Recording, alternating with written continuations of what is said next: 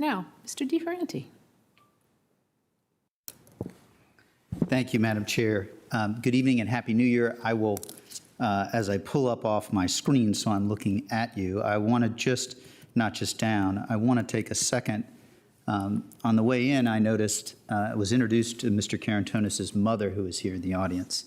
And I just would ask that we just give her a hand, and if you could wave, you should be so proud of your son. Please.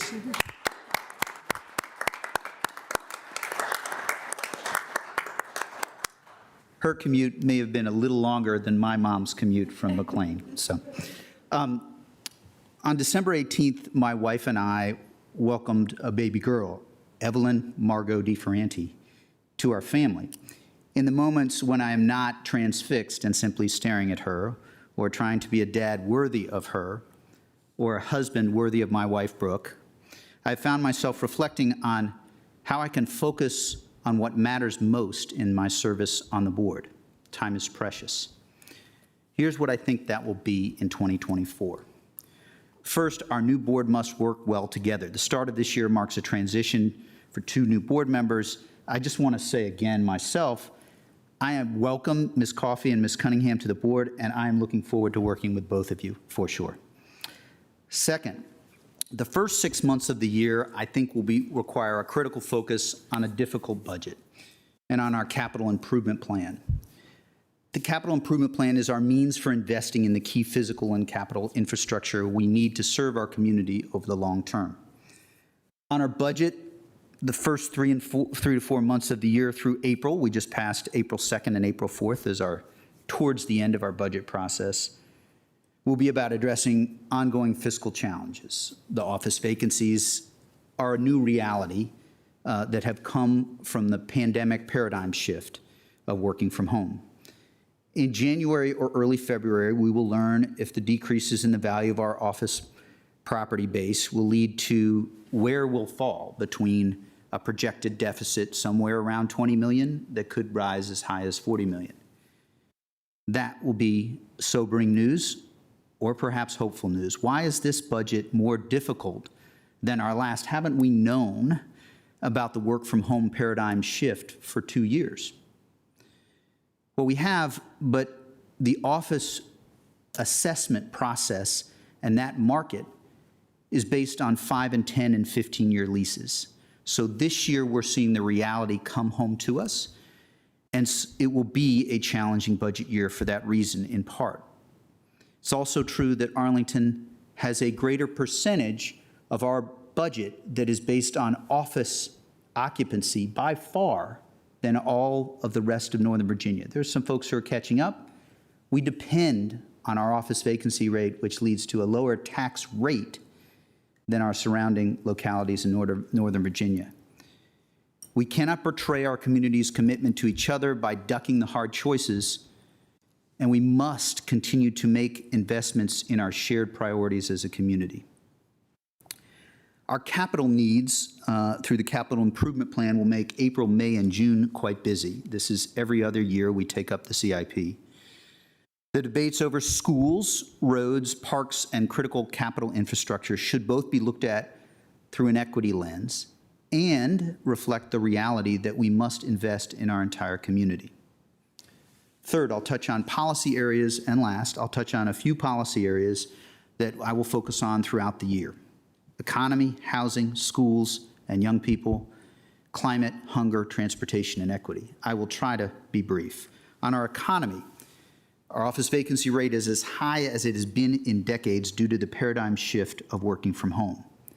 We must continue to invest our time and energy in the structural changes we need in our economy. We have an extraordinary workforce, structural advantages of Fuse at Mason Square, Amazon, a strong tourist economy, and being a great place to live. We need to use those advantages, but also make the hard choices to evolve economically. On housing, Mr. Carantonis mentioned a couple of areas, sort of alluded to workforce housing. I know this is a shared priority of all of ours. I am deeply interested, and I have written here how important investing in the Affordable Housing Investment Fund is. I'm glad that you added some specifics, and I will be listening for those and fully open to them. I also look forward to working on home ownership. That's related to workforce housing, and we have a home ownership study that's ongoing. Housing will continue to be a priority. On our schools and our young people, I will be looking in part, there's the budget piece, which our two school board members will be happy that I am focused on. We need to invest. We need to do so wisely. There is such a need to take our schools to the next level.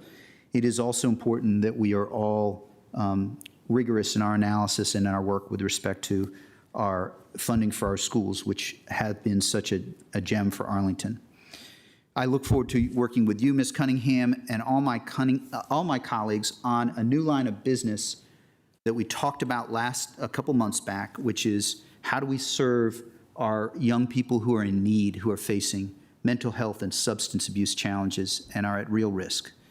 On childcare, that's an area where I care deeply and perhaps in a different way, given the December 18th birth of my daughter.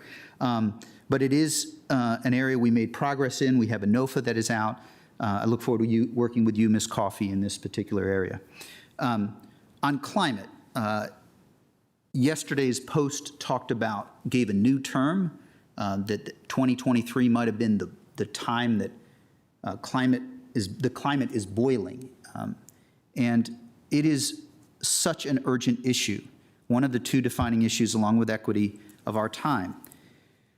We need bolder action to reach our 2035 goal of 100% renewable electricity in Arlington. That means transitioning to electric buses, in my view.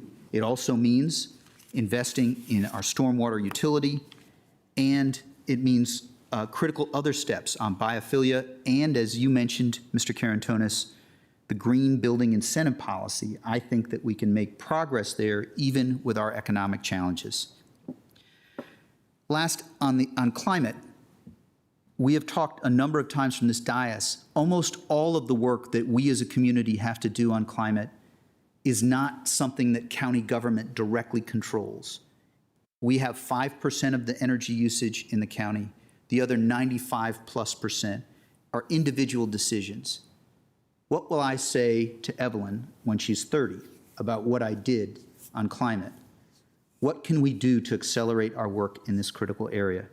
I'll be working on that. How do we make community decisions, trying to use the bully pulpit, and I think that energy resilience is an area that we can overlap on, Madam Chair.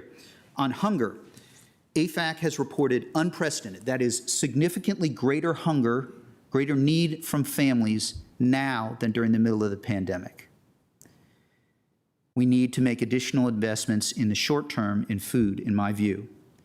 We also must continue to build the infrastructure, the social infrastructure to better address hunger. That means I'll be supporting grants, mini grants as they're called, but it also means working on problems of direct certification across programs that can help with hunger. On transportation, Metro is something that we have all talked about. The backbone of Arlington's economy is Metro. I'll be serving as chair of the Northern Virginia Transportation Commission this year.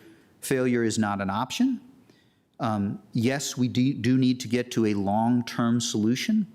We also are going to have to engage with our partners in the legislature in order to seek funding that I think will be critical for a short-term solution in the next year or two, since I'm not sure yet as to whether this administration is currently persuaded as to the need for investment there. On equity, two particular things that I want to focus on. It remains a critical priority for me. We must invest in addressing some of the issues at our jail.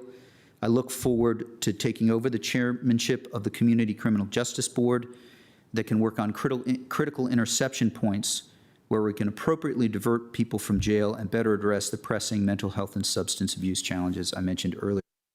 That's a lot, and it stretches quite a bit, my pledge to focus on what matters most. If you have 10 number one priorities, perhaps you don't have any number one priorities. My commitment is to do my best to work with the urgency that having a daughter demands for her future and yours. Thank you. Thank you.